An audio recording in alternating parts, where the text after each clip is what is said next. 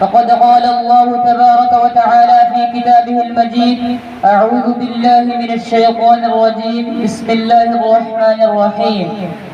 وأفلح المؤمنون الذين هم في صلاتهم خاشعون.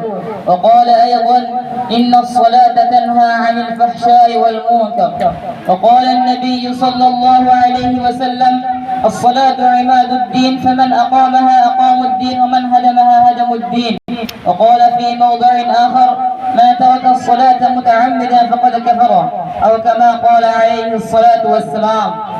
جن کے ہنگاموں سے تھے آباد ویرانے کبھی، جن کے ہنگاموں سے تھے آباد ویرانے کبھی، شہر ان کے مٹ گئے آبادیاں بن ہو گئی، شہر ان کے مٹ گئے آبادیاں بن ہو گئی. سقوط توحید قائم جن نمازوں سے ہوئی، سقوط توحید قائم جن نمازوں سے ہوئی، او نمازی ہم میں نظر برہن ہو گئی، او نمازی ہم میں نظر برہن ہو گئی.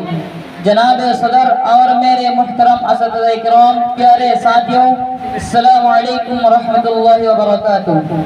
آج مجھے جس موضوع پر لب کشائی کرنے کا موقع ملا، یہ نماز فرض ہے. یہ وہ تحفہ ہے جو آپ کو مالک کائنات نے بغیر کسی واسطے کے عطا کیا گیا ہے. یہ وہ عطیہ ہے جو ایک حبیب نے محبوب کو دیا ہے. یہ وہ ہدیہ ہے جو اللہ نے اپنے چہتے پیغمبر کو دیا ہے.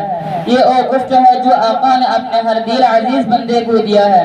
حضرات محترم، جس طرح ہر قوم کی ایک علامت ہوتی ہے، ہر جماعت کی ایک پہچان ہوتی ہے، ہر مذہب کا ایک خاص شعار ہوتا ہے، ہر دین کا اپنے ایک مخصوص امتیاز ہوتا ہے، ہر دھرم کا الگ الگ ایک لیبل ہوا کرتا ہے، ہر دیندار اور مذہب پسندہ اپنی مذہبی علامت اور دینی شعار سے پہچانا جاتا ہے. ٹھیک اسی طرح مسلمانوں کی بھی ایک علامت ہے. اہل اسلام کا بھی الگ الگ طرح امتیاز ہے.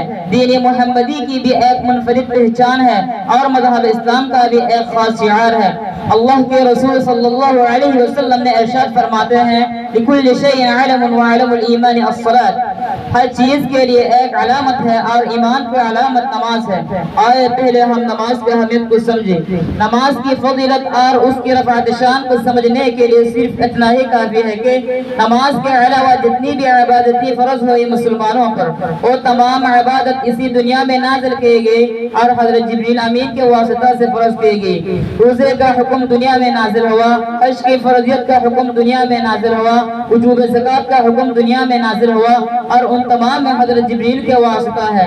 لیکن قربان چاہیے نماز کی برتری اور اس کی عظمت پر اندازہ لگائے کہ نماز کتنی اہم عبادت ہے. اللہ تعالیٰ نے نبی پاک صلی اللہ علیہ وسلم کو دربار شاہی میں بلا کر بغیر کسی واسطے کے اس اہم ترین عبادت 5 وقت نماز کا حکم دیا ہے.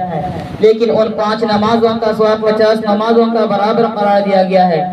اے مسلمانوں، آج ہم رسول اللہ صلی اللہ علیہ وسلم کی الفت کا دم بھرتے ہیں، آقا سے محبت کا نعرہ لگاتے ہیں، لیکن سینے پر ہاتھ رکھ کر انصاف کے ساتھ بتاؤ کہ ہم اللہ کے رسول صلی اللہ علیہ وسلم کو دے گئے اس تحفے کا کتنا اہتمام کرتے ہیں، آقا کی اس امانت کی ہم کتنی قدر کرتے ہیں.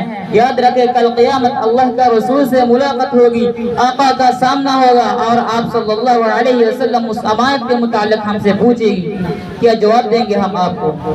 بازاروں کو تو ہم نے آباد کر دیا، بازاروں کو تو ہم نے آباد کر دیا، دنیا کے محفلوں کو تو زینت بخش دی، دنیا کے محفلوں کو تو زینت بخش دی. سینما گھروں کے رونق بن گئے، سینما گھروں کے رونق بن گئے. جوا اور شراب کے کلب ہم سے آباد ہو گئی، جوا اور شراب کے کلب ہم سے آباد ہو گئی. لیکن اے مسلمانوں، ہمارا مسجدی ویران ہو گئی، خانقاہوں کو ہم بھول گئے، اصلاحی مجلسوں سے ناطا توڑا لیا، اس اہم نماز جیسے فرضوں کو ہم نے پس پشت ڈال دیا. علامہ اقبال نے یوں فرمایا: مسجدی مرضیاں خواہ ہے کہ نمازی نہ رہے، مسجدی مرضیاں خواہ ہے کہ نمازی نہ رہے، یعنی او صاحب اوصاف مجازی نہ رہے. اے مسلمانوں، حالانکہ قرآن کریم ہر بار ہمیں بیدار کر رہا ہے، ہمارے غفلت والا پرواہی پر ماتم کرتے ہیں، ہمیں احساس دلا رہا ہے کہ اے لوگوں، نماز کی اہمیت و افادیت کو سمجھو، ہر حال میں اسے ادا کرو، اس میں بڑے فائدے ہیں. قرآن سے پوچھئے، قرآن بتائے گا کہ ان الصلاۃ تنہی عن الفحشاء والمنکر. دوسرے جگہ اعلان ہوتا ہے قد افلح المؤمنون الذین هم فی صلاتهم خاشعون، یعنی خضوع و خشوع کے ساتھ نماز پڑھنے والے مومنوں کو کامیابی کی ضمانت دی گئی ہے۔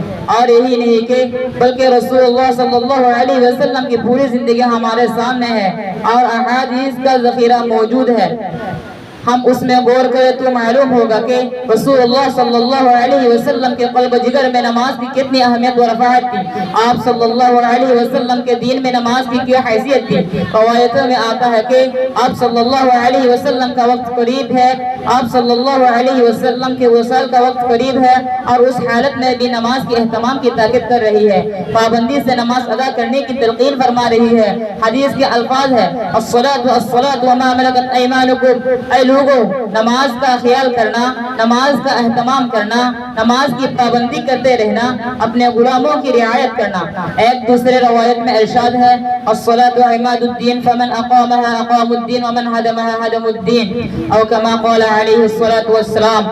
آپ صلی اللہ علیہ وسلم فرماتے ہیں کہ جس طرح کسی عمارت کے لیے ستون کی ضرورت پڑتی ہے، چھت کے لیے سہارا اور کنبے کی ضرورت پڑتی ہے، بغیر ستون کے کوئی عمارت قائم نہیں رہ سکتی، اسی طرح نماز دن کا ستون ہے، اس کے بغیر دین کی بنیاد قائم نہیں رہ سکتی۔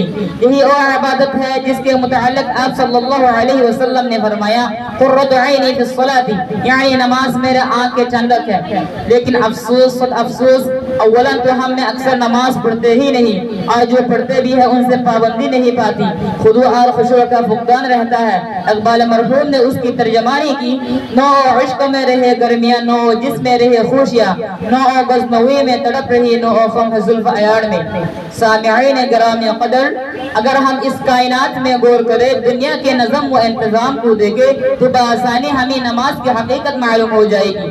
ذرا بتاؤ کہ اگر اس دنیا میں کوئی آقا اپنے غلام کو حکم دے اور وہ نہ مانے، استاد اپنے شاگرد کو کچھ بتائے اور وہ اس پر عمل نہ کرے، باپ اپنے بیٹے سے کچھ کام کے لیے کہے اور بیٹا توجہ نہ دے، ایک ذمہ دار اپنے ماتحتوں کو کوئی ہدایت دے اور وہ اس پر عمل نہ کرے، بتائے کیا ہوگا؟